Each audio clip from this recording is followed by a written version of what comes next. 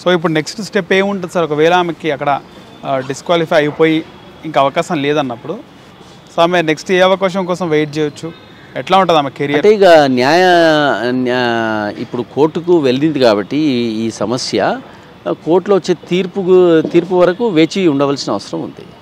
ఇంకా మన చేతిలో లేదు, ఎందుకంటే మన చేతిలో ఉన్నది మనం చేసుకోలేకపోయాం, మన ఆధీనంలో మన వెయిట్ పెట్టుకోలేదు. సో ఇప్పుడు వేరే దేశం వారి దయాదాక్షిణ్యాలపైన మనం ఆధారపడవలసి ఉంటుంది. వాళ్ళు ఏ నిర్ణయం ఇస్తే అది శిరస వహించవలసిన అవసరం ఉంది. ఇప్పుడు ఓకే, మనకు లేదు అవకాశం, మన అవకాశం మనం పోగొట్టుకున్నాం కదా. అది సో నెక్స్ట్ మళ్ళీ పార్టిసిపేట్ చేయాలి అన్నప్పుడు మళ్ళీ తను ప్లానింగ్ చేసుకోవాలి. లాంగ్ టర్మ్ ప్లానింగ్ ఉండాలండి. సో ఏ ఏజ్ వరకు ఉంటుంది సార్ ఈ సీనియర్స్ అన్నది? ఇప్పుడు ఇది సీనియర్ విభాగం యాక్చువల్గా. ఒలింపిక్స్ అన్నది సీనియర్ ఏజ్ వెయిట్ కేటగిరీ వాళ్ళే ఉంటారు. ఏజ్ గ్రూప్ సీనియర్స్ ఉంటుంది. ఇదంతా కూడా 20 years పైబడిన వాళ్ళు. తను 35 years వరకు పార్టిసిపేట్ చేయొచ్చు. ఓకే, తర్వాత వెటరన్స్లో కూడా వెళ్ళొచ్చు 35+ అయిన తర్వాత. రెజ్లర్స్ ముఖ్యంగా డైట్ ఏం తీసుకోవాలి సార్ ఎక్కువగా? రెస్లర్స్ ఒక్కటేనండి, బాడీ వెయిట్కి తగ్గట్టు వారు ఎప్పుడు కూడా ఆచితూచి డైట్ తీసుకోవాల్సిన అవసరం ఉంది. ఎవరైతే బాడీ వెయిట్ రెడ్యూస్ అయ్యి తక్కువ వెయిట్లో వెళ్ళాలని అనుకున్న వాళ్ళు ఖచ్చితంగా వాళ్ళు రైస్ అనేదే తినకూడదు. ఇప్పుడు మనం రైస్ ఎంత ఎక్కువ తింటే అంత శక్తి వస్తుందని మన దగ్గర ఇక్కడ దక్షిణాది రాష్ట్రాల్లో ఉంది. కానీ అలా కాదది. రైస్ కాకుండా మనం చపాతీలు తింటే కూడా మనకు కార్బోహైడ్రేట్స్ వస్తాయి. సో కాబట్టి ఖచ్చితంగా డైటీషియన్ని ఫాలో అవుతూ డైట్ తీసుకోవాలి, చాలా అవసరం అది. లేదంటే మనము విచ్చలవిడిగా తిన్నామనుకోండి, మనం ఓవర్ వెయిట్ అయిపోయి మనము బాడీ వెయిట్ ఏ ఏజ్లో ఏ బాడీ వెయిట్ ఉండాలనో అది ఉండము, ఒబీస్ అయిపోయి మనకు పర్ఫార్మెన్స్ రావడం కష్టం అవుతుంది. కాబట్టి ఖచ్చితంగా మనం రెస్లింగ్లో బాడీ వెయిటే తలమానికం. కాబట్టి ఖచ్చితంగా డైటీషియన్ యొక్క గైడ్లైన్స్ ఫాలో అయ్యి మనము డైట్ తీసుకోవాల్సిన అవసరం ఉంది. డైట్లో మీరు చూస్తారైతే పాలు తాగాలి, నెయ్యి తినాలి. అదేవిధంగా కూడా మళ్ళీ వెయిట్ గెయిన్ అవుతుంది కదా సార్? వెయిట్ గెయిన్ ఎవరికంటే వెయిట్ ప్రాబ్లం ఉంది వాళ్ళు తక్కువ మోతాదులో తీసుకోవాలి. కానీ ఖచ్చితంగా తీసుకోవాలి. ఎందుకంటే చెప్పండి సార్ ఒకసారి. బ్రేక్ఫాస్ట్లో మనము బటర్ తీసుకుంటారు, దాని తర్వాత బ్రెడ్, బటరు, జామ్ తీసుకుంటారు, బాయిల్డ్ ఎగ్ తీసుకుంటారు, ఒక బనానా తీసుకుంటారు, తర్వాత 250 ml మిల్క్ తాగుతారు. ఖచ్చితంగా బ్రేక్ఫాస్ట్లో ఉండాలి అది. అదే లంచ్లో వచ్చేసరికి ఖచ్చితంగా పల్సెస్ ఉండాలి. అంటే దాల్, గట్టిగా పాలకూర దాల్ కానీ, పాలక్ దాల్ కానీ, లేదా కుకుంబర్ దోసకాయ దాల్ కానీ, అటువంటి టమాటో దాల్ కానీ అటువంటిది ఉండాలి. తర్వాత లీఫీ కర్రీ ఉండాలి, పాలకూర కానీ, తోటకూర కానీ. తర్వాత కర్రీ, ఇక్కడ ఏముందంటే కర్రీ ఎక్కువ తినాలి, రైస్ తక్కువ తినాలి. తర్వాత దాంతోపాటు మళ్ళీ ఒక ఫ్రూట్ కూడా ఇస్తారు లంచ్లో. ఒకరోజు బనానా, ఒకరోజు యాపిల్, అట్లా ఫ్రూట్ కూడా లంచ్ చేసిన తర్వాత తినాలి.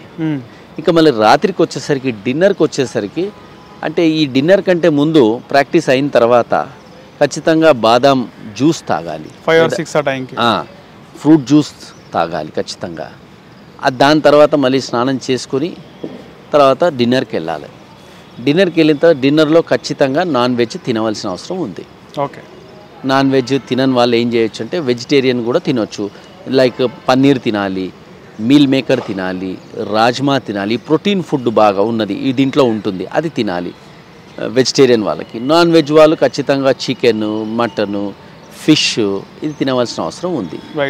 మళ్ళీ రాత్రి కూడా మనం డిన్నర్ అయిన తర్వాత పాలు తాగి పడుకోవడం కూడా చాలా మంచిది.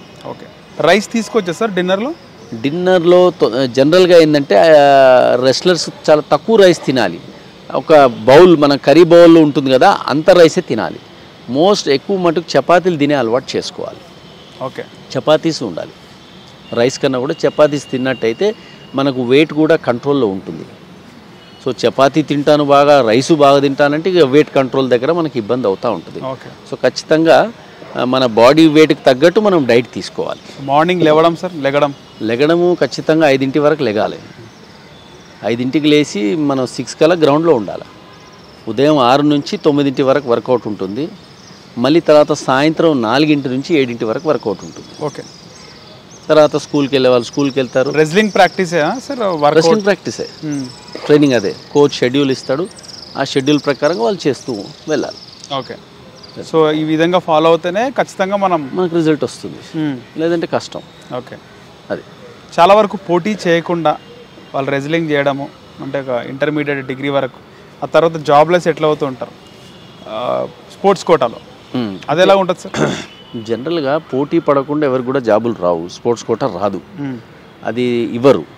ఇప్పుడు మన దగ్గర స్పోర్ట్స్ కోటా GOMS నెంబర్ 74 ఉంది. దానికి ప్రకారంగా మనకి గ్రూప్ 1 గ్రూప్ 2 పోస్టులు ఉన్నాయి. అది ఎవరికంటే ఇప్పుడు ఒలింపిక్స్లో పథకం తెచ్చిన వాళ్ళకి మనం గ్రూప్ 1 గ్రూప్ 2 పోస్టులు ఇస్తాం ఖచ్చితంగా. అదే వారికి ఇంటర్మీడియట్ ఉన్నా చెల్లుతుంది, తర్వాత డిగ్రీ చేసుకుంటారు. సో చదువు కూడా ఉండాలి, మళ్ళీ ఒలింపిక్లో మెడల్ అంటే ఇది సాధ్యమయ్యే పని కాదు.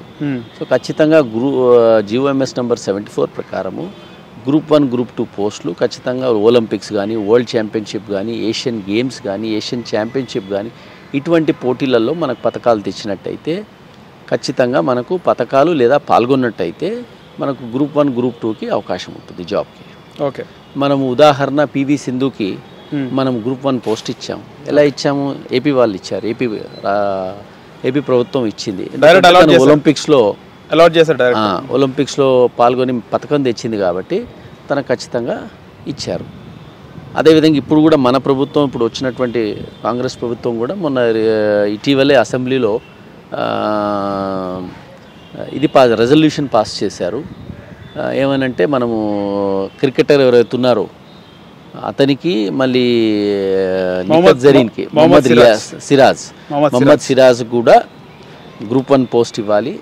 నిఖత్ జరీన్ బాక్సర్కి, వరల్డ్ ఛాంపియన్కి, తనకు కూడా గ్రూప్ 1 పోస్ట్ ఇవ్వాలని మొన్న అసెంబ్లీ సమావేశాల్లో క్యాబినెట్ ఆమోదం తెలిపింది.